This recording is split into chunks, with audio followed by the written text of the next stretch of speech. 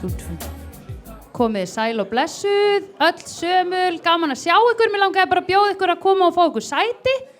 Ef þið getið, það eru nokkur laus hérna, fyrir framann. Og sæl öll sömul, gaman að sjá ykkur. Erum við live í streymi? Yes, oh my god. Hæ þið sem eruð að horfa á streymi og sæl öll sömul sem eruð mætt hérna. Ég heiti Sandra Barilli og ætla að vera svona svokölluð fundarstjóri hérna fyrir ykkur í kvöld. Nei, í dag, það er ekki kvöld. Ég ger þetta alltaf. Mér líður eins og fólk komi bara saman á kvöldin. Hversu mörgina komu bara fyrir veitingarnar? Vel gert! Sko, ég er svo ánægð að Stebbi Melsteðs er komin hingað úr kulnunni í 101 að gera snittubrauð hérna út í Elliðaárdal. Þetta er dásamlegt. Ég á að klappa fyrir þessu smörribrauð. Af því þetta er í alvörinu þau bestu sem við fáum í Reykjavík. Heyrði, en verið hjartanlega velkomin. Þetta er opinn fundur í boði Veitna og Reykjavíkurborgar í tilefni alþjóðlegum degi vatnsins sem er einmitt á morgun. Og ég vildi bara biðja á að blessa íslenska vatnið af því ég er huge fan. Ég hugsa ógeðslega vel fráveituna mína. Ég helli aldrei olíu í niðurfallið og blautklútum í klósettið eins og Pétur Jóhann. Ég hegða mig vel, ég drekk stórt vatnsglas á hverju mótni og bróðir minn er pípari og svona 5 mínútum eftir að Rún bað mig að stýra þessum fundi og fékk ég reikning frá Veitum. Og vitið hvað, ég borgaði hann strax. Ég gerði ekki eitthvað greið á eindaga, nei, ég borgaði strax. Þannig að ég hluti af þessu vatnshagkerfi eins og maður segir og ég bara elska það. Ég klappa þess fyrir vatninu.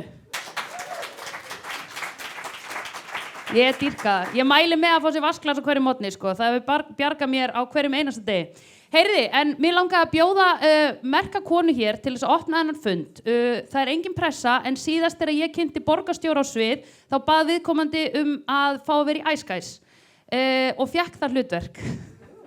Þannig að sjáum hvað gerist núna. Takk vel á móti Heiðu Björg. Kæra þakkir og bara gott að uppljóstra þetta því ég hugsaði mér þegar ég horfði á þáttu bara hvernig fenguðu hann í þetta?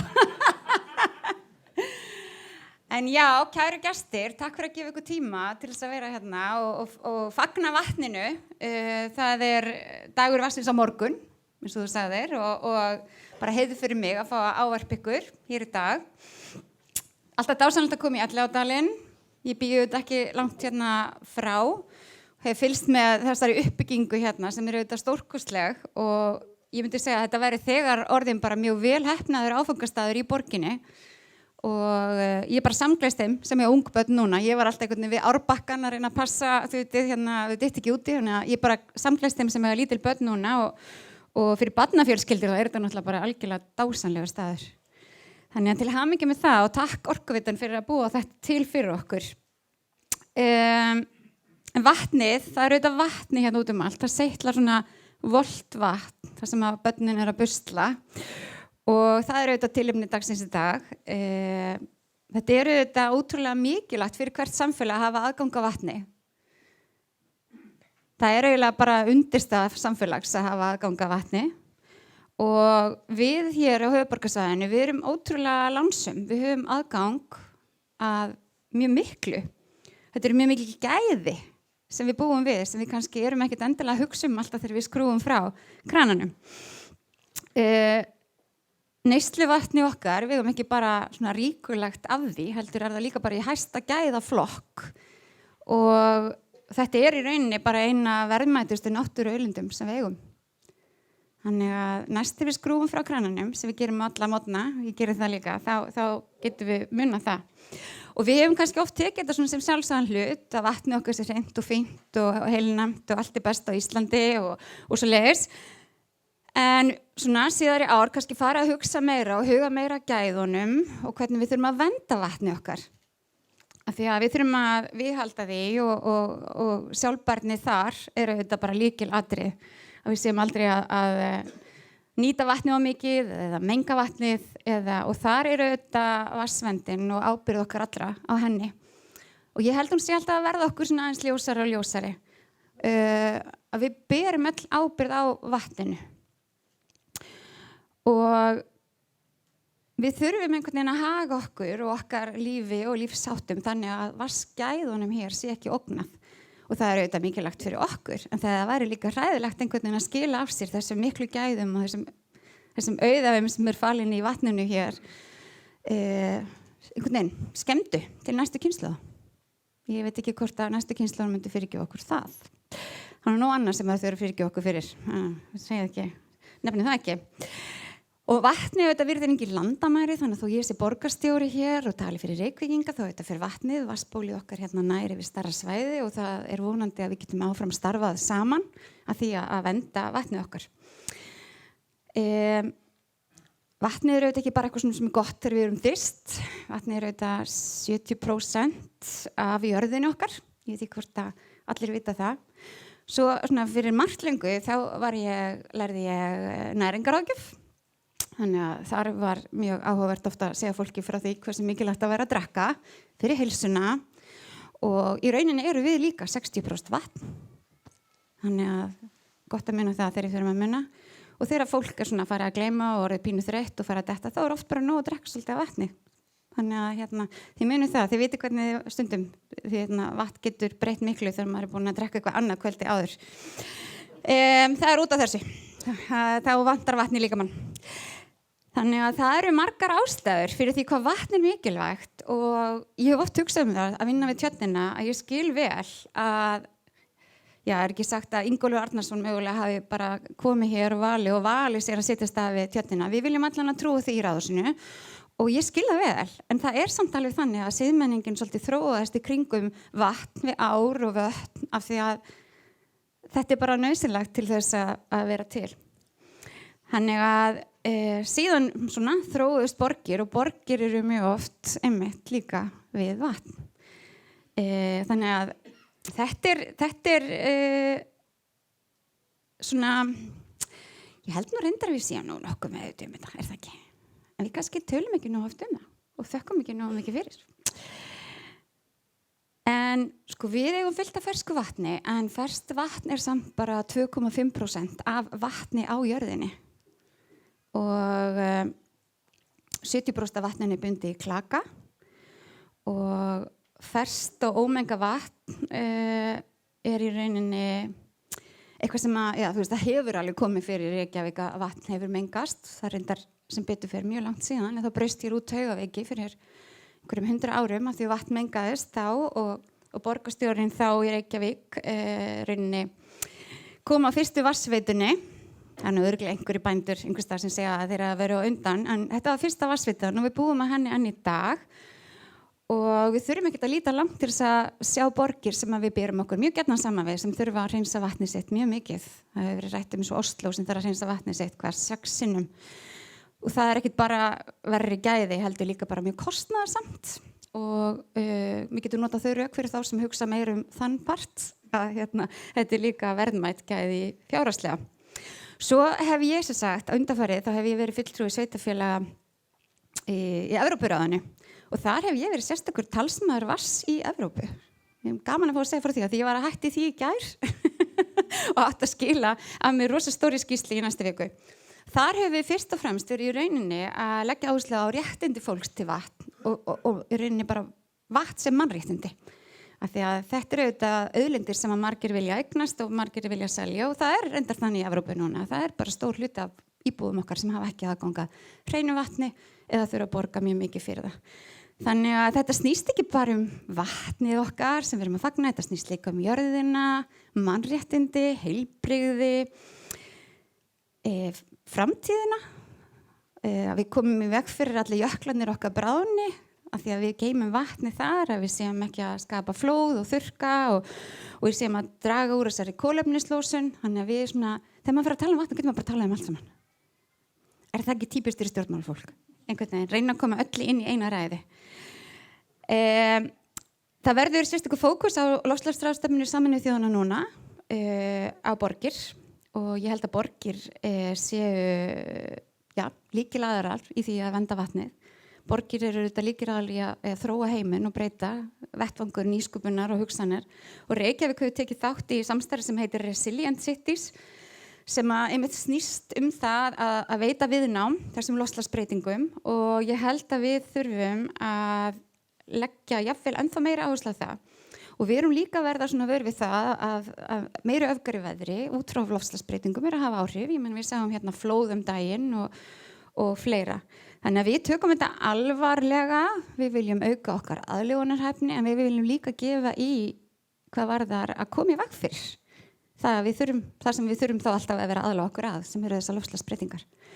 Þannig að ég hlakka bara til áframhaldandi samstarfs þessi mál og bara óska ykkur til hamingju með þennan fund, til hamingju með daginn á morgun. Í gær var hamingjudagurinn, á morgun var dagurinn, ég veit ekki alveg hvað dagur er í dag. Dáns, það er dáns, já, snillt og jökla, akkurat, það er svo gott að allir dagar eru dagar einhvers, það er bara geggjað. En ég bara þakka ykkur fyrir að bjóða mér að ávarpa þennan fund, þetta er mjög gott líka fyrir mig sem er nú ekki lengur talsmaður VASS í Evrópu, verður nú bara talsmaður VASS í Reykjavík. Takk fyrir mig. Og til hamingju með daginn. Takk kærlega fyrir þetta. Ég lenti í því daginn að því nú er ég byrjuð að mæta í svona hot but fit ass tíma tóning eitthvað svona í svona heitum sal og ég mæli ekki með því að því þú varst að tala að vera gott að fá sér vasklas þegar maður finnur fyrir þyngu og ég var þunn af þeim tíma. Hafið þið prófað þetta í svona heitum tíma? Þetta er óbærilegt sko að maður fær verri hausverk heldur en þegar maður fór á fyllir í gamla daga. Af hverju gerir maður sér þetta? Jæja, heyrðu, þá ætla ég ekki að segja ykkur meira sjálfa mig og hvernig mér líður í vörklass daglega heldur langar mig að bjóða næsta á svið framkvæmdastýru Veitna sem er búin að vinna með elskulegum föður mínum í hvað á ég að telja 20 og eitthvað ár. Hún er búin að þekkja mig frá því ég var agnarsmá Sólrún Kristjánsdóttir. Gjörið svo vel. Takk fyrir. Á ég að ljóstra því upp að þú þekkti mig samt ekkert áðan. Já, takk kærlega fyrir borgarstjóri, takk fyrir að koma og ávarpa þennan fund sem er okkur mjög mikilvægur hjá Veitum að fagna degi Vassins sem er á morgun af því að Veitur taka mjög alvarlega að við förum með vernd Vassins samkvæmt lögum. Við erum vatnsveita fyrir fyrir Reykjavík og við tökum það bara mjög alvarlega og lítum á það sem okkar frumskyldu að vernda vatnið okkar. Og okkur langar líka einmitt að auka meðvitund hvað þetta er mikið lífsgæði á Íslandi að hafa og hérna á höfuðborgarsvæðinu og það er ekki einu sinni alls staðar á Íslandi sem fólk býr við þessi gæði sem við hér á höfuðborgarsvæðinu búum yfir. Og ég held að það sem við höfum líka lært svona undanfarið og séð bara bæði í því sem hefur gerst hérna á Íslandi varðandi innviði og líka bara það sem að gerast erlendis varðandi bara bæði loftslagsbreytingar en líka bara hvernig við þurfum að huga öðruvísi bara vörnum gagnvart innviðum að það er mikilvægt að við hugsum hvernig við ætlum að vernda þessi lífsgæði til framtíðar. Og ég tek það alveg gríðarlega alvarlega að ég vil ekki þurfa að horfa í baksýnisspegilinn og hugsa að ég hefði nú betur vernda vatnið meira. Þannig að mig langar að byrja á að bara svona smá hugvekju vatnið okkar með því að fá hjálp frá Pétri held ég, hvernig kveiki á myndbandinu. Og já, er þarna. Og sýna ykkur örlitla hugvekju vatnið okkar.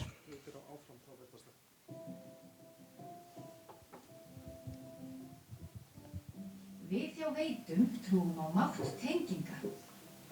Veitur er eins konar æðakerfi samfélagsins sem tengir líf og hagsæld við einstakt samfélag. Við leggjum ekki bara pípur á rör. Með hverri pípu tengjumst við hreinu vatni sem streymir inn á þitt heimili. Með hverri lögn tengjumst við betra atvinnulífi og blómstrandi samfélagi. Við tengjum hreint vatn við fólkið, við fyrirtækin, við nýsköpun og við gleðina, við hversdagslífið og komandi kynslóðir. Á meðan við vinnum með og verndum dýrmæta vatnið okkar, sem er sameiginleg auðlind okkar allra. Það er þess vegna sem við sköpum í sífellu nýjar og betri tengingar fyrir framtíðina. Því við vitum að magnaðir hlutir gerast þegar við erum tengd. Veitur. Já, það nefnilega magnaði hluti sem gerast þegar tengd og frumtengingin okkar kalda vatnið. Allt annað kemur á eftir kalda vatninu. Þannig að þess vegna tökum við þetta svona alvarlega og þess vegna viljum við núna bara gera enn betur í að vernda þessi mikilvægustu lífsgæði okkar. Og við fáum heilnæmt vatn í Reykjavík frá Heiðmörk og grunnvatnsstraumar í Heiðmörk sjá 60% íbúa og fyrirtækja fyrir hreinu neysluvatni. Og Heiðmörk verður vatnstökusvæði höfuðborgarsvæðisins til langrar framtíðar og skilgreint sem vatnsverndarsvæði. Og það algjört forgangsmál að tryggja gæði og heilnæmi vatnsins og þetta bara stærsta ábyrgð sem ég sagði þaðan, Orkuveitunar og Veitna að gæta þess. Vatnsveiturnar sem við förum með bera ábyrgð samkvæmt lögum að tryggja þetta vatn og við leggjum mikið upp úr því að viðhalda núverandi gæðum neysluvatnsins. Þetta í rauninni mjög einstakt að hafa þessi gæði sem við búum yfir hérna á höfuðborgarsvæðinu. Það ekki margir sem geta státað af jafn ómeðhöndluðu vatni og við hér á höfuðborgarsvæðinu, eða lítt meðhöndluðu. Og við viljum, eins og ég byrjaði að segja ykkur frá, leggja áherslu á auknar forvarnir til þess að vernda þetta. Ekki bregðast við og vera með viðbragðsáætlanir hvernig við ætlum að bjarga einhverju þegar eitthvað hefur orðið, heldur setja upp forvarnir. Og það ýmsar áskoranir og ógnir sem við verðum öll að vera meðvituð að því að við öll verndarar vatnsins saman. Við þurfum að vernda vatni fyrir mengandi efnum og örverum. Það mjög mikil aukin umferð ökutækja þegar að vatnstökusvæði var skilgreint sem vatnstökusvæði fyrir þessum 100 árum þegar að menn handgrófu sig úr Heiðmörk, þá var það lengst upp í sveit og það var engin umferð þá. Þegar við erum að tala ógnir við líka að tala eldsvoða og gróðurelda og það fylgir bæði aukinni umferð svæði en það fylgir líka bara vegna þessa loftslagsbreytingar sýna sig að það geta komið eldar. Við líka vaxandi borg og við í útþenslu í borginni og það aukin byggð í grennd við vatnstökusvæðin okkar. Það umferðarmannvirki í grennd við vatnsverndarsvæðið. Við vitum af því að við megum ekki gera lítið úr því að það náttúruhamfarir og eldgos sem geta haft áhrif á þetta svæði. Og við höfum verið að skoða það hjá Veitu mjög vel, hvernig við þurfum að setja upp forvarnir til dæmis gagnvart bara henglinum okkar sem fyrir heita vatnið okkar, en að sama skapi við að skoða hvað þurfum við að gera ef það geta komið mengandi efni ef við lendum í eldgosi nálægt vatnstökusvæðunum okkar. Og svo þetta sem ég aðeins minntist á að við sjáum og við vitum og öll innviðafyrirtæki að vakna upp við það að innviðir skotmörk fyrir skemmdir og hryðjuverk og það mjög auðvelt að lama heilt samfélag með því að ráðast á innviði. Og það hefur verið gert erlendis með hörmulegum afleiðingum. Ég heyrði mitt af því að á tímabili var 80% í Úkraínu án rafmagns, var það ekki Finnur, eftir svona árás. Og við þurfum að taka þetta alvarlega, þó við séum á Íslandi. Og það sem við höfum haft mestar áhyggjur af og höfum mjög miklar áhyggjur af, það umferð grannsvæði vatnsverndar í Heiðmörk. Og við höfum lent í mengunarslysum og næstum mengunarslysum sem hafa sem betur fer ekki haft alvarlegar afleiðingar en þau gætu gert það. Og við viljum hætta að taka í rauninni sjensa með það að næsta slys verði slysi sem gæti haft alvarlegar afleiðingar. Við höfum líka lent í gróðureldum sem betur fer náðist að slökkva á þannig að það varð ekki alvarleg mengun en við mældum hins vegar mengunarefni í vatnstökusvæðunum okkar sem sýnir okkur að ef við myndum lenda í stærri gróðureld þá gætum við lent í alvarlegri mengun. Og við með einstakt tækifæri núna til að taka betur utan forvarnir gagnvart vatnsvernd því það vinna í gangi varðandi deiliskipulag Heiðmerkur í Reykjavík Og þar sem sagt verið að móta framtíðarsýn fyrir svæðina Reykjavíkur. Og þarna höfum við þá tekifærið núna til að tryggja vatnsgæði á höfuðborgarsvæðinu til framtíðar. Og veitur og orkuveitan eru að segja að í þessari vinnu mjög mikilvægt að verndun vatns þarf að stýra allri ákvarðanatökum nýtingusvæðisins og setja inn ákveðnar skorður. Þess vegna er ég náttúrulega mjög ánægð að heyra hvað við erum í rauninni sammála að forvarnir er það sem þarf að setja í forgrunn varðandi verndun vatns. Og við höfum sett fram ákveðin markmið vegna vatnsverndar og ég held að sé bara mikilvægt að við áttum okkur öll á hvað við þýða. Þetta er náttúrulega bara einhverjum svona setningar, mér langar aðeins að verja tíma til þess að útskýra hvað við eigum við þarna. Við viljum viðhalda núverandi gæðum neysluvatns til langrar framtíðar og taka nauðsynleg skref til þess að vernda það að vatnsvernd njóti vafans við alla ákvarðanatöku á svæðinu. Og við vitum að, það er sagt að við getum ekki byrt brunnin eftir á og það á við þetta. Við verðum að setja forvarnir og hætta að reka okkur á viðbragðsáætlun. Auðvitað eigum við viðbragðsáætlunar áfram en setja upp almennilega forvarnir.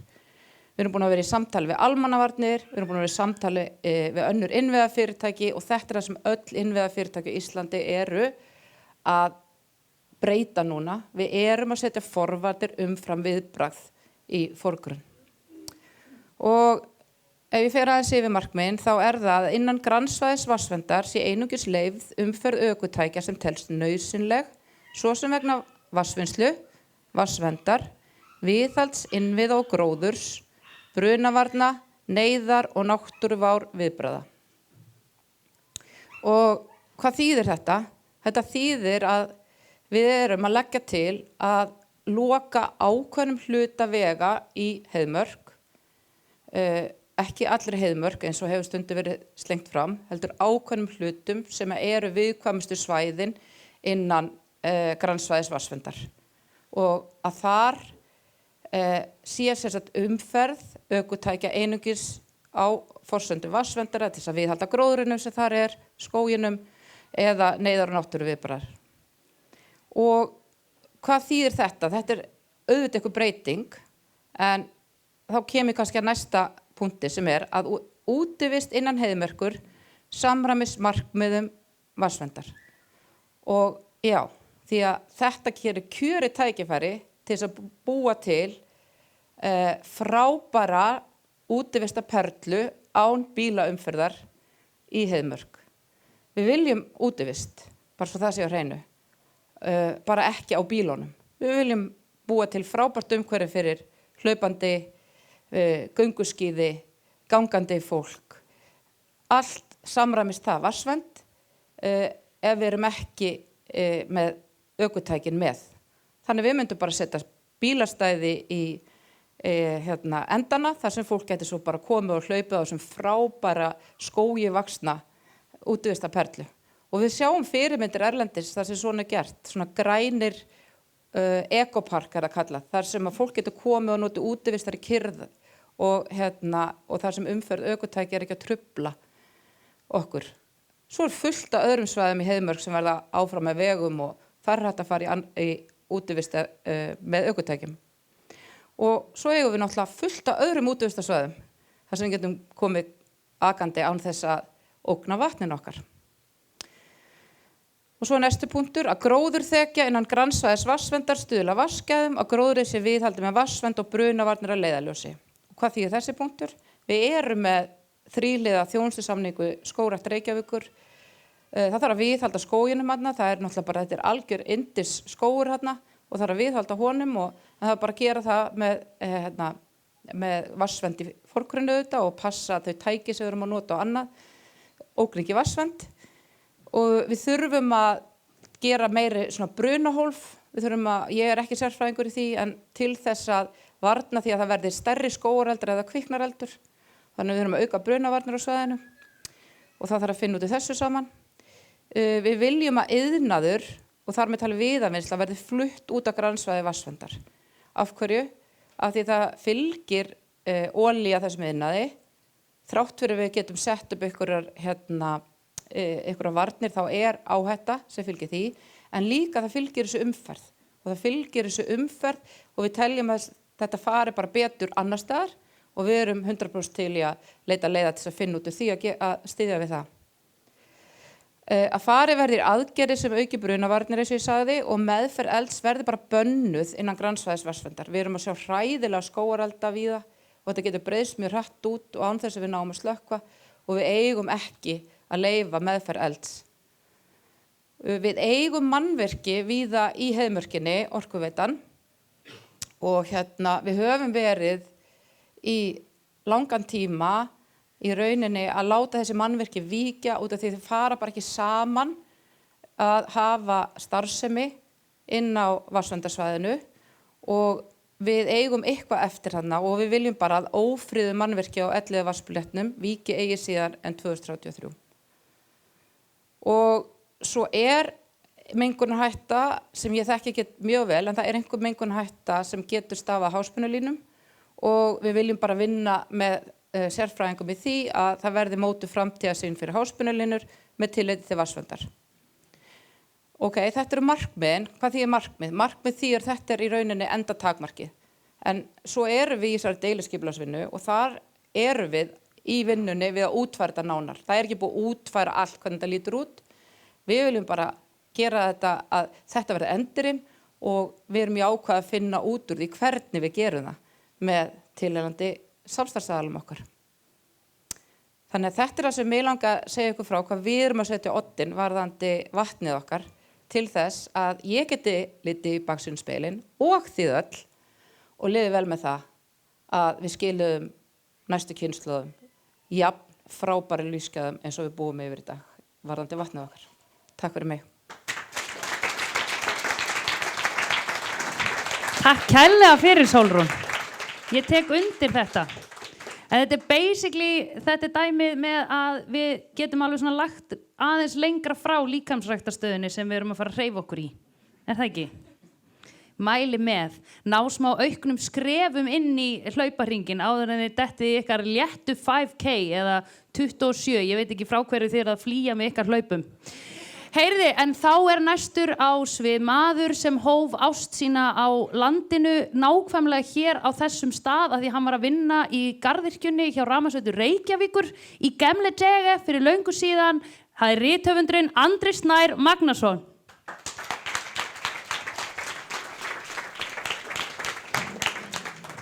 Takk fyrir, gaman að sjá ykkur og gaman að vera hér í fyrsta skipti í annað skipti. Það er að segja síðan að nýtt líf hófst hérna. Ég var að vinna hjá Rafmagnsveitu Reykjavíkur við kolefnisbindingu á 75 ára afmælinu. Við vorum að rannsaka hvort það væri að knýja borgina með stöðurafmagni. En þarna ég kynntist konunni minni í þessum dyrum þarna þess að hér unnum við í 6 sumur og í garðyrkjudeildinni Óli einhvers staðar. Nei, kannski ekki. En allavega hvað sér þið? Kemur eftir, já. Já, ég kynntist konunni minni í þessum dyrum og hérna var kaffistofan okkar og hérna vorum við og dvöldum öll sumur og eignaðist marga mínum bestu vinnum, hinn Siggi Skyr þarna. Og eftir mig í borginni liggja margvísleg mannvirki eins og þessi stórkostlega hellulögn í Hlíðarsmára og meistaravöllum þannig að Jötunsteinar 15 sinnum 10 sinnum 10 og þetta var mjög skemmtileg vinna og ég ætlaði aldrei að vinna innivinnu. Það var það eina sem ég var búin að ákveða. Ég ætlaði aldrei að vinna innivinnu en það fór einhvern veginn öðruvísi. En við erum allavega að tala um vatni núna og já, ég kynntist konum minn hérna. Og hér er 11 ár virkjun og 11 ár stöð og hefur þátt vænt allan þennan dal og er alin upp hérna í dalnum og þessi virkjun sem er vandasöm í þessari náttúru er 3 megavött og knúði líklegast 3000 heimili, er það ekki, á sínum tíma? Svona 1 megavatt á hver 1000, allavega í nútímanum. Og þess vegna finnst manni skrítið þegar maður er búin að umgangast þessa á alla ævi og þekkir á og veit hvað flókið að grípa inn í á og bara hvað á er. Þá er svo sérkennilegt að virkjanir yfir 9,9, allt fyrir neðan 9,9 sé talið lítið. Af því mér finnst 11 ár bara mjög stórar. Mér finnst 11 ár bara vera alveg ár, mér finnst 11 ár ekki vera lækur. Mér finnst 11 ár bara vera almennlegt, eðlilegt vatnsfall og þess vegna finnst mér sérkennilegt þegar svo náttúrulega tilviljun gerist á landinu að allt í einu allir virkjunarkostir 9,9 megawatt. Og það bara annarkvort eitthvað svona stjarnfræðileg tilviljun eða eitthvað stjarnfræðilega skrítið í bara hvernig við umgangust þessi mál. Vegna þess að líklegast væri fyrir sama rask hægt að byggja 13 megawatta virkjun eða 15 eða 19 eða þá gæti hún verið minnið, ég veit það ekki. Mér finnst allavega mjög líklegt að mjög mikið af orku sé að fara í gúanó. Það sé að fara til spillis af því að mann einhvern veginn að reyna að sleppa einn í skýrslu og ég veit það bara ekki, þið þekkið þetta betur. En mér finnst þetta að vera svolítið áfellisdómur hvernig við erum að nýta okkar náttúru núna, okkar ár og umgangast þær, að fara á svig við að þessi ótrúlega tilviljun að eiginlega allar virkjanir núna eru bara 9,9 megawatt. Og þegar þessi gullöld virkjunar eru að hefjast aftur þá óttast ég 11 ár Íslands og þrefaldar 11 ár Íslands í þessu samhengi. Að við getum farið að gera eitthvað mistök, hvað var það fiska, hvað var það náttúru, hvað var umhverfi. Og já, þannig að það það sem að maður velti fyrir sér, sko, þegar við erum að byggja þessi virkjanir erum við að byggja það því við erum klár, vel menntuð og vel skipulögð og vel rekið samfélag eða erum við að gera bara eitthvað algjört rugl. Þannig að það kannski spurningin sem mér finnst mjög mikilvægt að fjalla Ef það á að virkja á annað borð, þá gera það þá 12 megawatt eða 15 eða 16 eða 8, en mjög einkennilegt að þessi allar 9,9. Ég búin að hringja í Siemens og það ekki staðaleiningin þeirra 9,9 megawatt. Það er ekki út af neinni ytri ástæðu, sko. Síðan náttúrulega bara það sem að gerast í okkar tíma. Þess að hvað heitir okkar tími vegna þess að ég skrifaði bók loftslagsbreytingar. Og þegar ég sagði vinnum mínum að ég ætlaði að skrifa loftslagsbreytingar þá voru allir bara, byrjar hann aftur. En þegar ég sagðist vera að skrifa tíma og vatn þá sagði allir, já, áhugavert, hvað áttu við? Og þá útskýr ég það, já, þessari öld þá allt eðli vatns á jörðinni samtímis að fara á skorðum. Þess að jöklarnir að fara niður, hafsborðið að rísa, veðrakerfin að breytast, árstíðirnar að breytast, snjór, rigning, veðrakvolfin að fara að geyma meira vatn heldur við gátu áður út af meira orku og þar af leiðandi geta búið til ofsafengnar í flóð. Sífrerinn að bráðna, sýrustig hafsins að breytast og jafnvel hafstraumarnir getur fara að sveigja af leið. Þá var allir bara shit. Það alvarlegt, sagði þeir. Já, það alvarlegt, sagði ég. Sumir kallaða loftslagsbreytingar. Og það svo sérkennilegt að við búum til eitthvað nattræn hlýnun, loftslagsbreytingar þegar kannski bara lýsir orðið hreinlega ekki hvað að gerast. Að við erum að ganga inn í einhverja öld vatnsins þar sem að allt vatn í rauninni í heiminum að raskast eða finna sér annan farveg eða annað form eða annað jafnvægi. Kannski tekur það nokkur þúsund ára að finna annað jafnvægi en það að leita í annað jafnvægi heldur en það hefur verið í á síðustu 6.000 árum.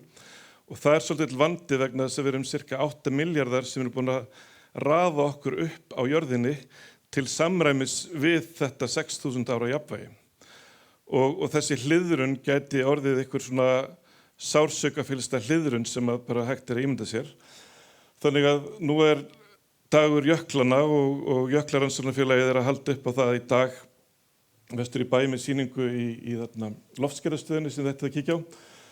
Og eftir 70 ára jöklarannsóknir á Íslandi þá komin alveg gríðarleg þekking á í rauninni hvert jöklarnir okkar að fara og við sjáum að þeir í rauninni að hverfa bara beinlínis á þessari öld. Og þetta ekki þróun sem eðlileg á neinn hátt. Þetta náttúran að yfirgefa jarðfræðilegan hraða og breytast á mannlegum hraða. Og þegar það byrjar svoleiðis og þið þekkið það kannski betur í náttúrunni að það ekkert línulegt í náttúrunni. Þegar eitt byrjar að hreyfast á þennan hátt þá kemur eitthvað sviphögg úr annarri átt og einhver mjög óvænt breyting. Þannig að vatnið í rauninni stóra málið fyrir okkar tíma og meira segja bara á mínum líftíma, ekki bara á mínum líftíma, heldur á líftíma barnsins míns. hafi jöklarnir breyst svona. Þannig að Ólafur Elíasson, myndlistarmaður, hann gerði jöklaseríu árið 1999. Sonur minn varð aðstofamaður hans til þess að þegar hann var að endurtaka seríuna 20 árum síðar árið 2019. Þannig að bara ekki minni ömmu minnar eða elstra manna tölu, þá hafa jöklarnir á Íslandi breyst svona og þetta í rauninni sprenging. Hún svolítið hægfara en þetta sprenging. Og síðan þetta að gerast ekki bara á Íslandi heldur fyrir alla jökla, samtímis allstæðar í heiminum og það cirka 2 milljarðar manna sem búa í fjalllendi sem reiða sig á snjóalög, bæði vetrasnjó og síðan reglulega bráðnun jökla. Ef við horfum á Himalajasvæðið, ef við horfum á Andesfjöllin, þá er að koma gríðarlegt rask í allan vatnsbúskap mannsins núna á þessari öld.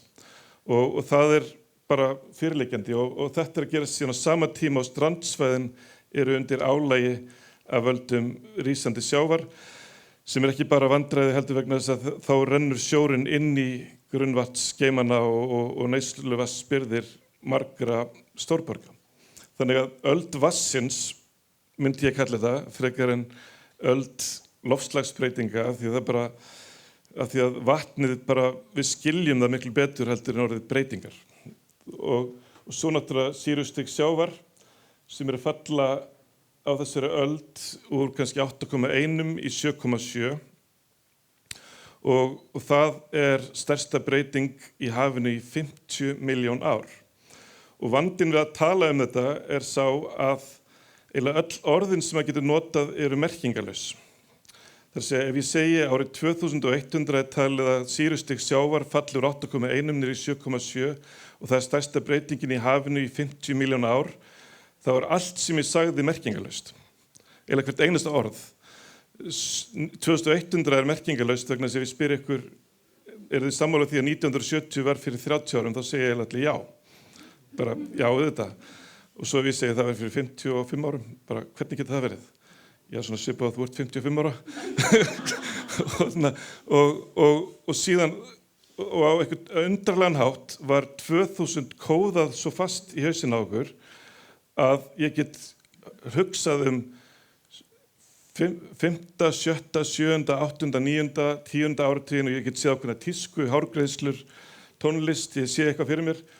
En allt eftir 2000 bara svona eitt langt mauk. Mér finnst ég hafa verið í sama jakkanum bara síðan árið 2000.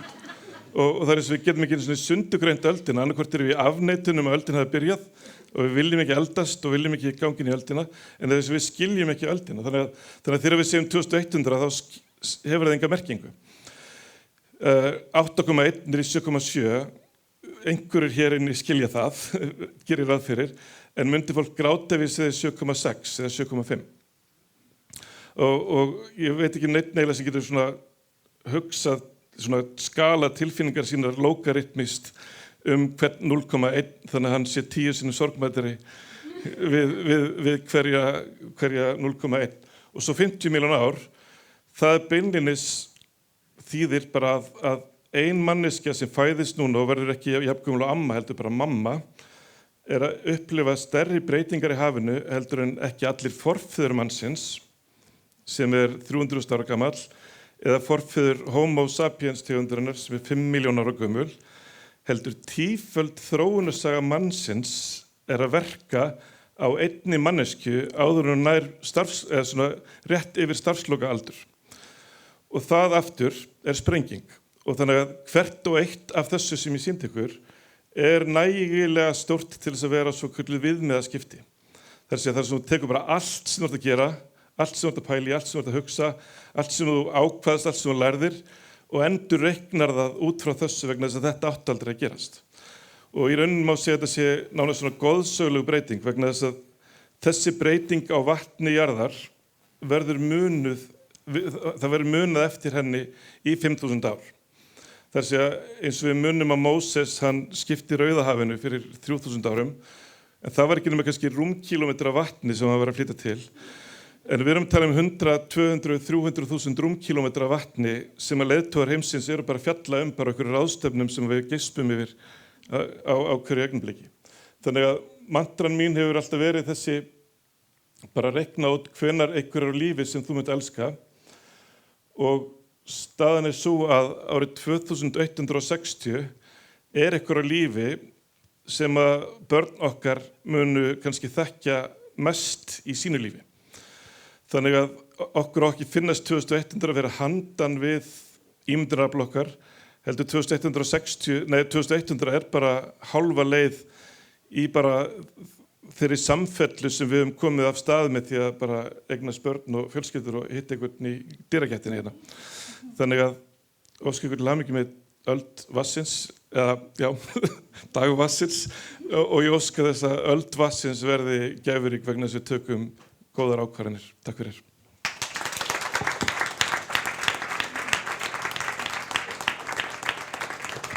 Takk kærlega fyrir, Andri.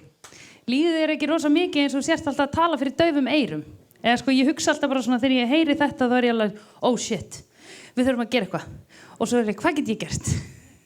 Ég veit það ekki. Við höldum áfram, þetta.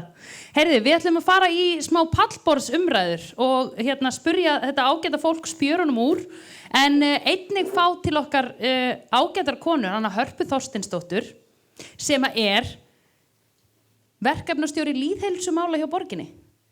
Er það ekki gott? Komdu til mín.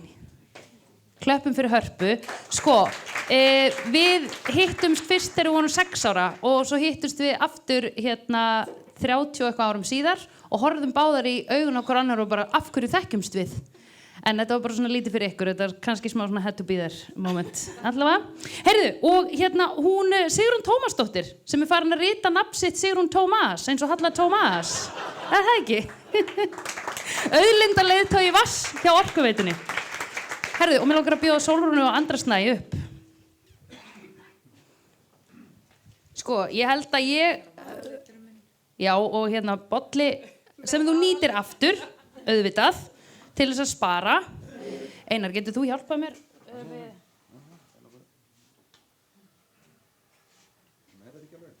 Er þetta ekki gott svona?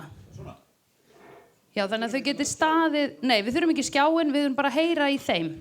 Ef þið komið þétt saman og talið saman, heyrist þá... Heyrið í okkur? Já. Technology, man. We love it. Kannski þessi fá að víkja líka. Þú verður að nota hann aftur samt. Ég lofa. Þetta er gott. Er það ekki? Ég get verið hér á þess að feedbacki eitthvað svaðalega. Heyrðu.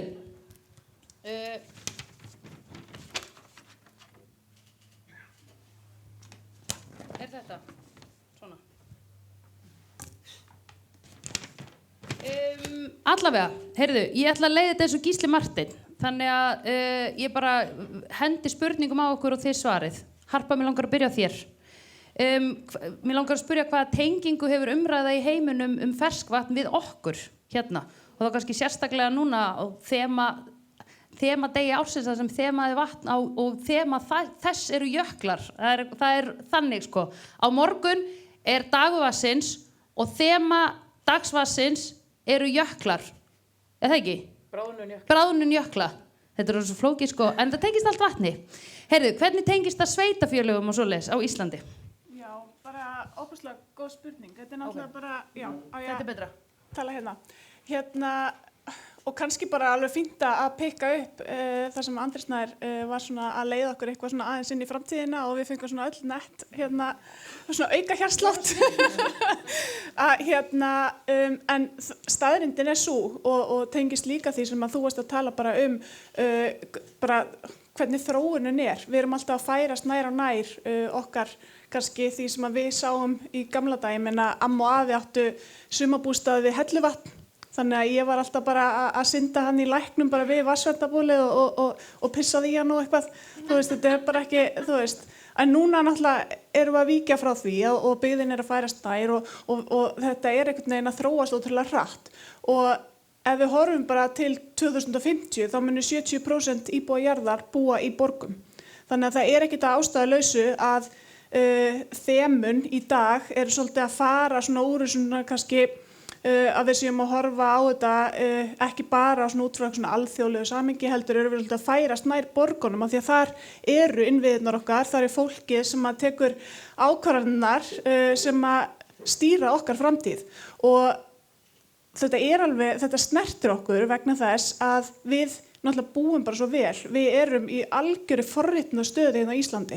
Við eigum vatnið okkar, við bara ein og sér og við þurfum að vernda það og við þurfum að koma fram við það að virðingu. Af því það er ekkit allir svo heppnir að eiga vatnið í sínu heimalandi því að við þurfum að deila kannski vatnin okkar með öðrum sveitafélögum og sem betur fer gengur það vel og við erum vön því en út í heimi þarf fólk og þjóðir og borgir kannski að deila vatni þar sem að ríkja stríð og styrjaldir og náttúruhamfarir af sökum loftslagsbreytinga og fleira og það er ekki svona lánsamt eins og við og við erum í þeirri stöðu að geta tekið þátt í samstarfi, við getum miðlað en það er líka bara við berum svo mikla ábyrgð út af því að við erum á þeim stað að geta hort á jöklan okkar út frá svona þessum staðreyndum og þessum svona forréttindum sem við höfum að við erum samt að verða fyrir sömu áhrifum og fólk alls staðar í heiminum. Þannig að ég held einhvern veginn við inn í okkar búblu, við þurfum að passa svo óbúslega vel upp á það hvernig við skipuleggjum okkar byggð og þar bara, ég meina Reykjavík er stærsta borgin, eina borgin á Íslandi og stærsta sveitafélagið og ber þar alveg þetta gríðarlega mikla ábyrgð og fer með ákveðin svona frumkvæði því hvernig við ætlum að nálgast okkar vatnsverndarsvæði og hvernig við stýrum umferð, hvernig við stýrum byggð í kringum og menningu í kringum þessi svæði og hvernig við ætlum að móta framtíðina til næstu ára. Þannig að við einhvern veginn, við verðum að leggja mat á það og nú kem ég svona kannski aðeins að lýðheilsu hliðinni í þessu af því það er bara verið að tala um það í dag, bara af hverju ættum við að leggja, við erum að gera umhverfismat og af hverju erum við núna að tala og ríkisstjórnin að tala fyrir því að innleiða svokallað lýðheilsumat. Vegna þess að þetta snertir okkur, þetta snertir heilsu okkar, þetta snertir mannréttindi, þetta snertir bara snýst jöfnuð að fólk og okkar kynslóðir hafi þennan jafna rétt á aðgengi að bara heilbrigðri náttúru, heilbrigðum lífsgæðum og við sjáum bara að bara þessi umræði, það fengu allir aðeins fyrir hjarta bara að tala þessar stóru breytingar. Og fólk er að tala bara hvaða áhrif þetta hefur á andlega líðan, andlega heilsu fólks í samfélaginu okkar og við einhvern veginn verðum að hugsa þetta út frá öllu þessu heildarsamhengi, bara hvað er það? Við leitum í náttúruna til þess að líða vel, við leitum í svona ákveðið svona öryggi, maður talar að þetta aðgengi, en við þurfum líka þá að skapa þessa umræðu, hvar getum við boðið upp á þetta aðgengi, þetta umhverfi, líka bara innan borgarmarka, án þess að skaða kannski vatnssvæðin okkar. Við erum í Elliðaárdalnum og við þurfum kannski bara líka að lyfta þeim svæðum sem eru í návígi við okkar íbúa aðeins hærra. Við höfum þetta aðgengi sem þú hefur augljóslega miklar áhyggjur af að sé verið að ganga ansi hratt inn á þessi svæði, inn á þannan blett sem við viljum kannski draga úr umferð, að við erum með þessi svæði líka innan borgarmarka, þannig það er líka bara kannski okkar að lyfta þessu aðeins upp til þess að sporna við og veita ákveðna forvörn hvað þetta varðar. Mjög gott. Og ég legg áherslu á það að missa ekki tenginguna við vatnið því að það er gott að benda líka á eins og sundlaugarnar okkar sem við elskum öll eða flest og höngum rosalega mikið í. Þetta eru almenningsgarðarnir okkar. Af því það er kannski ekkit eitthvað æðislegt að vera alltaf eitthvað hangi í almenningsgarði og drekka rauðvín eins og í Copenhagen. En hér höfum við laugarnar og þar erum við ekki að neyta áfengis af því það er óhollt. Jæja, Sigrún, mér langar að spyrja þig, hvað gerir þið hjá Veitum til þess að tryggja hreint neysluvatn, ef þú nefnir nokkuð dæmi? Já, bara góð spurning. Þetta er auðvitað eins og þau eru búin að vera að minnast á. Þetta er ótrúlega lífsgæði sem við búum við hérna á höfuðborgarsvæðinu að vera með bara á náttúrunnar hendi allt þetta flotta og góða vatn sem við erum með og þegar maður fer og hittir kannski kollega okkar í vatnsveitum erlendis þá eru þau bara að byrja, þurfum við eiginlega ekkert að meðhöndla vatni, bara getur þetta verið. Og þetta er óvenjulegt, en þessu fylgir líka mikil ábyrgð að við séum að dreifa lítt eða nær ómeðhöndluðu vatni til neytenda okkar. Og það mjög mikið eftirlit með vatninu bara, það neysluvatnsreglugerð og hún kveður á hvernig skuli vakta þetta. Og ég veit að það hérna einhvers staðar kollegar úr heilbrigðiseftirliti Reykjavíkur, þau sinna þessu svona reglubundna eftirliti. Það tekin meir en 100 sýni á ári hérna víðsvegar og dreifikerfinu á höfuðborgarsvæðinu og uppi við vatnsbólinn og þetta greint fyrir svona gerlum og eðlisfræðilegum eiginleikum í vatninu. En svo líka sjaldnar á ári, svona kannski cirka 9 sinnum tekin svona stærri sýni sem greint þá fyrir mengunarefnum og öllum aðal- og snefilefnum og þannig að fylgjast við með því hvort það sé að verða einhverjar breytingar á vatninu okkar. En þetta hins vegar allt svona punktsýni, þetta sýnir bara hver staðan og það þarf að senda þessi sýni. Sumir eru greint hérna á Matís, það tekur nokkra daga að fá niðurstöður úr því, sumt sent erlendis og það tekur 2 vikur kannski að fá niðurstöðunar. Þannig að þetta ekki eitthvað sem við getum notað til að bregðast við. Augljóslega bara vatnið komið heim til ykkur í krannan og þau búin að drekka það áður en að við vitum að það hefur verið eitthvað að. Þannig að þetta ekki hræðsluáróður, þetta bara svona þetta bara. En þannig að vatnsverndin hún aðalatriði til að tryggja gæðin, að hún standi og hún sinni sínu.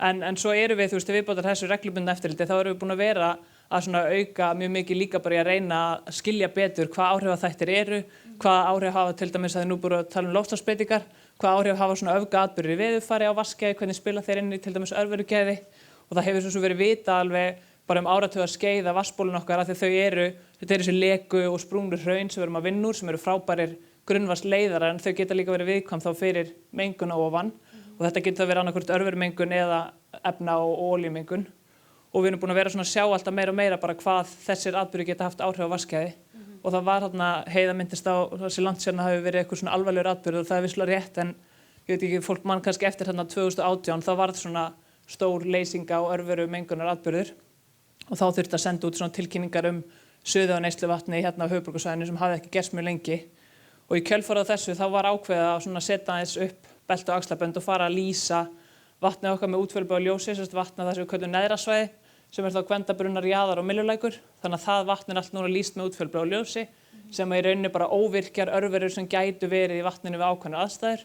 Þannig að þetta svona langstærstan hluta tímans vatnið mjög góðum gæðum en við náttúrulega viljum geta sagt að við getum alltaf afhent vatna góðum gæðum. Þannig að þetta svona vararáðstöðun með það en þetta svona algjör minnsta meðhöndlun sem við getum gert og ekki að breyta efnainnihaldi vatnsins.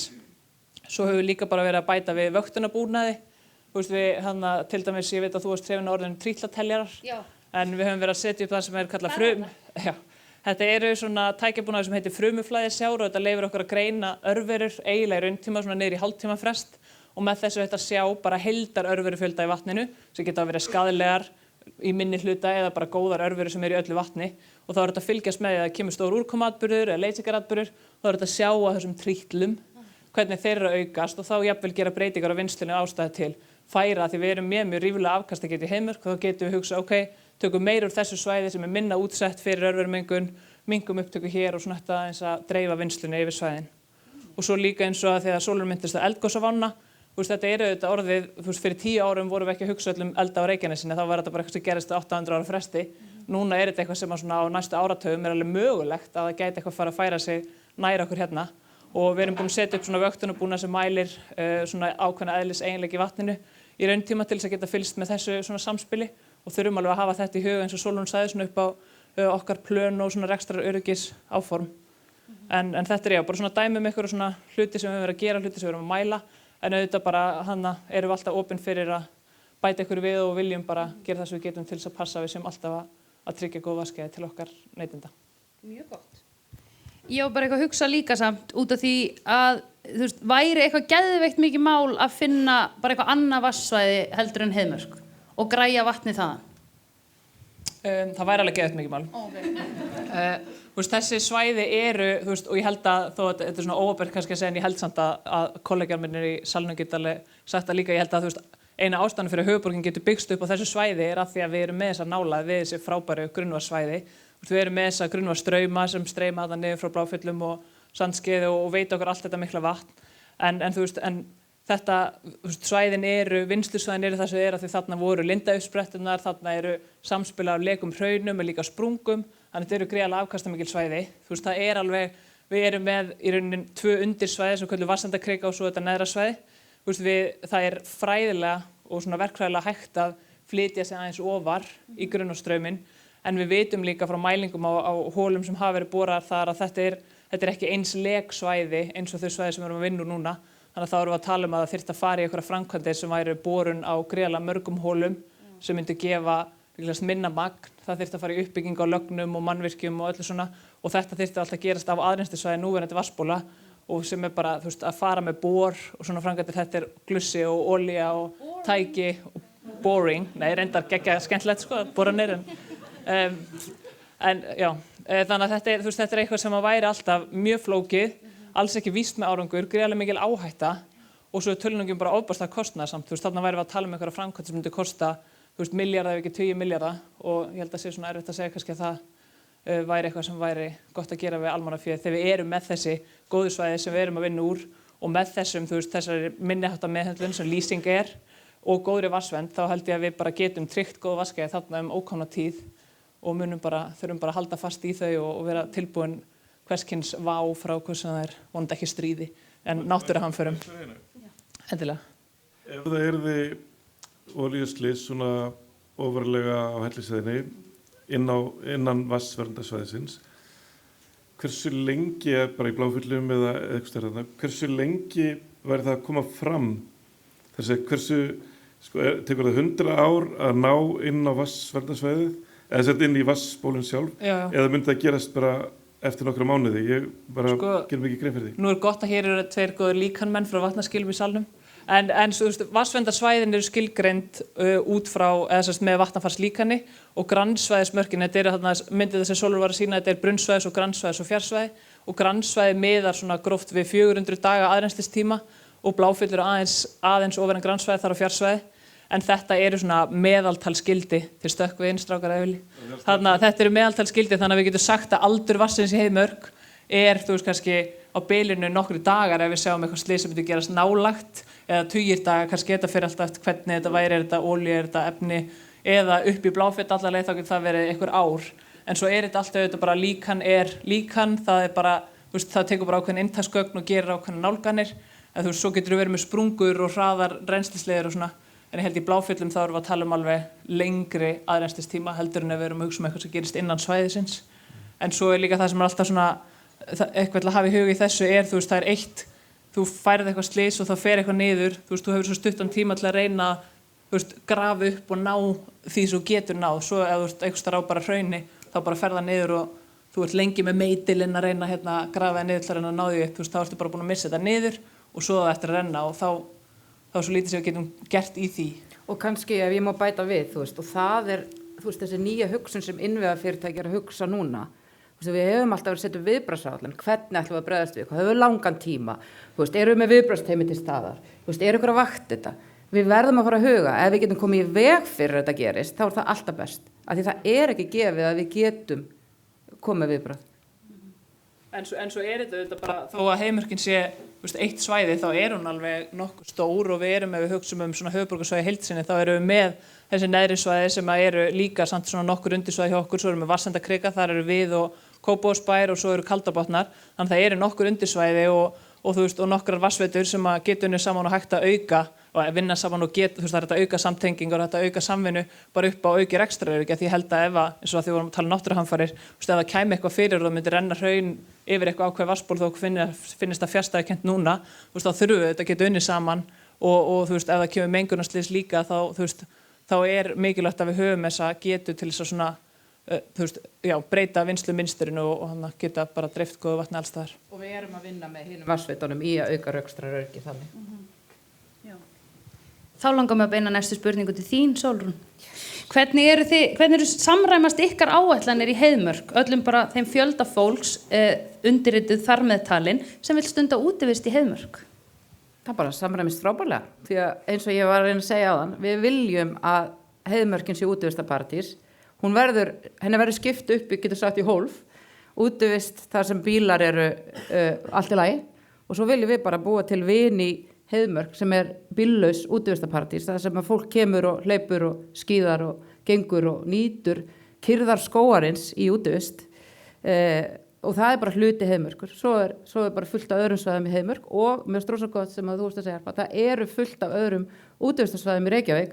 Við erum að byggja hérna upp Áningarstað Orkuveitan sem að er algjör útivistaparadís og sérstaklega fyrir barnafólk og annað, og svo erum við náttúrulega að byggja upp Austurheiðar og við í Veitum, við byggjum á langri sögu að byggja upp útivistarsvæði. Það voru hérna veiturnar sem byrjuðu að græða upp þennan dal, það voru veiturnar sem byrjuðu að græða upp Heiðmörk og hérna, ef með mismunir ekki, þá var það fyrsti rafmagnsstjórinn sem var mikill áhuga maður að græða upp. Þannig að hérna, við viljum endilega taka þátt í að búa bara til fleiri útvistarsvæði síðan líka með Reykjavík. Andri minn, akkur elskar vatn svona ógeðslega mikið? Ég er 70% vatn, þannig að þetta er bara sjálfselska. Ice Guys er líka 50% vatn. Nei, hvað er það? 45. Ice og Guys eru menn. En þeir eru 70%, þannig þetta er hærra hlutfall. Shit. Herðu, ok, mjög gott. Eigum við að taka spurningar úr sal? Er einhver með spurning úr sal? Herðu, get ég hlaupið með mikrofónin? Sjáum til. Viltu kynna þið fyrst? Einar Sveinbjörn heiti ég og fyrsti varaborgarfulltrúi í Flokk Fólksins Reykjavík. Ein spurning varðandi í framhaldi af spurningu Andra áðan, varðandi vonandi verður aldrei olíuslys innan vatnsverndarsvæðis Heiðmerkur, eða okkar heitir Reykjavík. Spurningin er svo, erum að ræða einhvers konar olíuflutninga á svæðinu, hvort innan þess eða í kringum svæðið? Það er olía á bílum. Þannig að það er bara, það er bara olía í bílum. Þannig að já, við getum sagt já, það er olíuflutningar bara á þessum tækjum sem keyri gegnum. Ok, en það væri það er náttúrulega mikill munur kannski á 1 lítra olíuleka úr bíl, heldur kannski 10 tonna olíuslesi, skiljið, upp á 400 daga. Já, þú ert að tala upp í Bláfjöll. Spurningin er bara, væri möguleiki á því að stórt olíumengunarslys myndi eiga sér stað í Heiðmörk? Innan vatnsverndar. Já, það er möguleiki að það verði mengun af olíu eins og bara það fylgir bílum og við höfum séð að við höfum verið í raun heppin að þessi slysi þegar hafa orðið hafa ekki leitt til þeirra mengunar við höfum þurft að koma viðbragð. Þannig að það er alveg möguleiki á meðan það eru bílar að keyra mjög nálægt vatnstökusvæðunum okkar. Sér, viltu bæta ykkur við? Nei, auðvitað, ég held að, nú sé ég líka umsjónarfólk á vatnstökusvæðina að það er ekki, við vonum að sé ekki 5.000 lítra olíubílar bara að nýta sér þetta sem einhverja akstursleið, en svo erum við með bíla, það eru 50 lítra, svo ertu með vinnuvélar, það eru kannski 100 lítra, 150, 500 lítrar og svo ef þú tekur alla bílana og leggur þá saman. Þetta er líka alltaf spurning samlegðar áhrif og sammögnunar áhrif. Það hefur farið út að rúta, það farið út að vörubíl. Þannig að þetta er líka kannski spurningum, við getum ekki séð allt og vita allt. Ég meina þetta sem Sólrún var að sýna, þetta er það sem hefur verið tilkynnt til okkar og sem við sjáum og okkar fólk sér. En svo heyrum við líka af því og Þóra hér getur staðfest að það fer ykkur út á og svo bara sést bara það er búið að draga bíl burt. Við getum ekki alltaf vita allt. Þannig að en auðvitað vitum við að þetta er ekkit endilega eitthvað skemmtileg umræða, en ég held að þetta sé samt bara þörft að hugsa þetta í þessu samhengi. Og við vitum bara að forvarnir er betri en og það er bara orðið slys erlendis sem hafa menga vatnsból og það eru ekki að tala olíubíla Þannig að við bara viljum veita vatninu okkar vafan að því að það er umferð leiðir sem við getum farið aðrar, við þurfum ekki að keyra þetta. En þú spyrir hvað er rafmagnsbíla, við höfum fengið ráðleggingar frá heilbrigðiseftirlitinu að það eru efni í rafmagnsbílum sem geta mengað. Þannig að því miður þá teljum við að þau sem geta líka verið hættulegir inn á vatnstökusvæðunum okkar. En svo er bara þarna mikilvægt einmitt að það er þessi deiliskipulagsvinna í gangi og innan hennar er verið að fara að vinna áhættumat þar sem er horft á alla þessa þætti og þannig ég held að sé bara þetta allt fít inn í það að reyna að taka sem bestar ákvarðanir fyrir svæði til langs tíma og út frá ýmsum sjónarhornum. Takk fyrir. Bara örstuð takk hérlega fyrir svörin. Ég vil líka ítreka það að ég er algjörlega sammála því sem hefur komið fram hjá ykkur að takmarka umferð bíla þarna og allar þar hugmyndir sem þið komið fram á þann, að við erum hjartanlega sammála því. Takk fyrir. Takk fyrir þetta. Einhver fleiri sem... Já. Þetta var svo pen upprétting. Ég er svo kurteis. Já. Þetta er Dóra Björt, formaður umhverfis- og skipulagsráðs Reykjavíkur og aðeins að velta fyrir mér hvernig við tryggjum sem best sambýli vatnsverndar og skógræktar í Heiðmörk. Af því að þetta svona álitaefni sem hefur komið upp í samhenginu. Já, skógrækt, ég skal byrja bara og þið getur svo bætt við. Skógrækt og vatnsvernd hefur farið saman mjög lengi og getur farið mjög vel saman. Þannig að að vera með útivistarparadísina Heiðmörk án bíla með skógi er bara eitthvað sem að fer mjög vel saman. Þannig að ég sé ekkert til fyrirstæðu að viðhalda þeim skógi sem er þarna og sjá til þess að þessi útivistarparadís að við rekum hana saman eins og við gerum í dag, það bara fer mjög vel saman. En það eru ákveðin eðli í starfsemin sem hefur verið að nuffra sem þarf að breytast og okkar mati, skilurðu. En það getur bara færst til og við getum haldið áfram okkar farsæla samstarfi að viðhalda þessum skógi sem er þarna nú þegar. Já, komið sæl, ég heiti Reynir Sæðursson, ég er sérfræðingur í vatnsbólum og innviðum. Skil ég ykkur rétt að það standi ekki til að hindra för gangandi frekar en er í dag? Snúist aðalum bíla. Já. Við þurfum að færa, við þurfum að girða betur af svo kvöldum brunnsvæði og við þurfum að færa hlaupastíg, allavega það er eitt hlaupastíg sem við vitum, við þurfum að færa en við munum færa hann og bara endurbæta hann, sko. En annað, þetta snýst bílaumferðina og iðnað innan svæðis. Við viljum að þarna bara fái fólk að njóta útivistar eins og það hefur gert en ekki á bíl. Takk fyrir þetta. Við höfum pláss fyrir eina spurningu í viðbót. Já, Ásta Þórdís Skjaldal, ég sitt í umhverfis ástandinni Dóru Björt hérna. Mér langaði bara að spyrja í þessu skipulagi, er gert ráð fyrir að koma á einhvern hátt sérstaklega til móts við hreyfihamlaða á slíku útivistasvæði? Takk. Já, það náttúrulega eru stígar en það verður ekki hægt að fara þá bíl ef að markmið okkar nást fram en hins vegar náttúrulega eru önnur útivistarsvæði þar sem að við í rauninni getum þá stunda útivist ef við þurfum að fara á bíl. En auðvitað reynum við að hafa stígan eins góða hægt er. Það fer bara svolítið eftir í hvort fólk getur, hvernig hreyfihömlun er til staðar og annað. En auðvitað verða einhverjar breytingar. Takk hérlega fyrir. Má ég kannski, mér langar kannski bara aðeins í þessu samhengi að bæta við að við erum náttúrulega þó við séum að tala fyrir einmitt að lyfta upp öðrum svæðum í kringum Reykjavíkurborg og hérna í kringum höfuðborgarsvæði að það þýðir ekki að sé eitthvað að það sé verið að draga úr þeirri notkun sem er á svæðinu nú þegar. Okkur bara fer gríðarlega fjölgandi og bara ágengnin í þessi svæði er að aukast svo gríðarlega hratt að við erum ekki kannski að ná að þróa okkur í að pratt og í rauninni, fjölgunin er. Þannig að þess vegna þurfum við líka bara að benda á aðra kosti og en líka bara í öllu skipulagi og þegar við erum í samstarfi við skógræktina og bara aðra hagsmuna aðila í kringum okkar útivistarsvæði í kringum Reykjavík að þá horfum við alltaf sérstaklega til aðgengismála og það er alveg greiðlega mikilvægt að það sé að öllu sé fært að nýta sér útivistarsvæði í kringu Reykjavíkurborg og þess vegna erum við líka að horfa á bara samgöngur til annara svæða, bara við erum í ákveðni greiningavinnu núna þar sem erum að skoða, önnur skólendi, við erum í mjög góðu samstarfi við til dæmis stígagerðina núna í kringum Elliðaárdalinn upp á heiði, hvað heitir hún?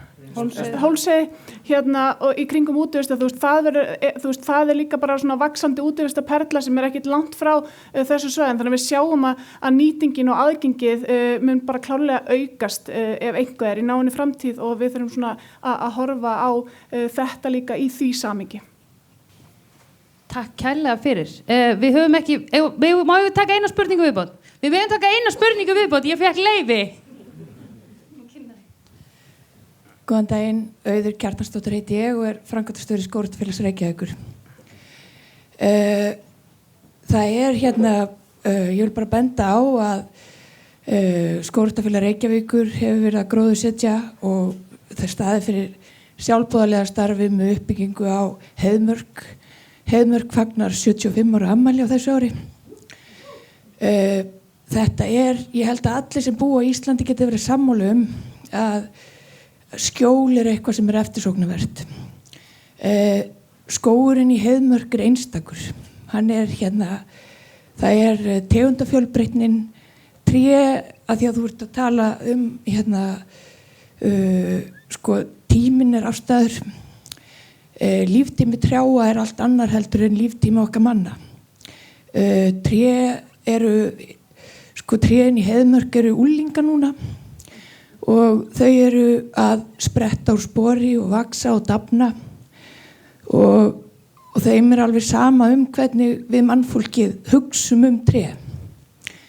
Þeir bara vita að þau eiga að vaksa en það ekki hægt að líkja saman skóginum á Hólmsheiði sem vissulega framtak Skógræktarfélags Reykjavíkur sem við öll getum þakklát fyrir en þá það líka bara skógurinn í Heiðmörk einstakur og það þarf að tryggja aðgengi á honum. Takk. Takk kærlega fyrir. Við erum alveg sammála, hann einstakur og við viljum endilega að fólk fá að njóta skógarins, bara ekki á bílunum. Mjög gott.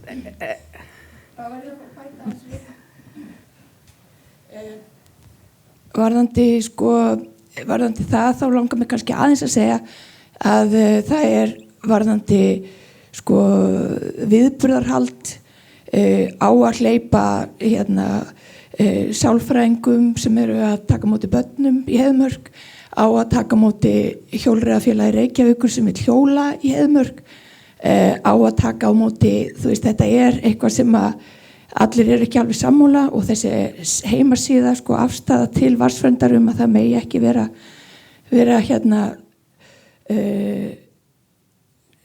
sem sagt neitt þar sem komið á bíl.